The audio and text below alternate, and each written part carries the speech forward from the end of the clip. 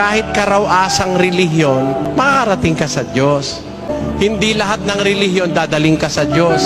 Hindi pare-pareho lahat ng relihiyon. Paano ako makakatiyak na makakarating ako sa Maynila?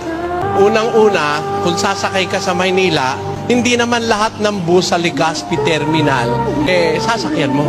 Hindi naman lahat ng bus papunta sa Maynila eh. Unang-una man dapat gawin, pagpunta ka sa Maynila, tingnan mo muna yung signboard ng bus, Manila. Pupunta ka sa Diyos! Tingnan mo muna signboard. Ano ba iglesia yan? Iglesia Katolika Apostolika Romana. Ay, sa Roma, punta mo niyan. Ang signboard mo, mali eh. Gusto mong pumunta sa Diyos. Anong signboard? Iglesia ng Diyos. Yun ang dala-dala kong pananampalataya. Ang may-ari ng iglesia, ang Diyos. Saan kita dadalhin? Yung signboard, dun papunta yun. Kaya nga iglesia ng Diyos ang pinangangaral ko sa buong mundo. 43:7 ng Isaias. Basahin natin. Bawat tinatawag sa aking pangalan at yaong aking nilikha ay sa aking kaluwalhatian.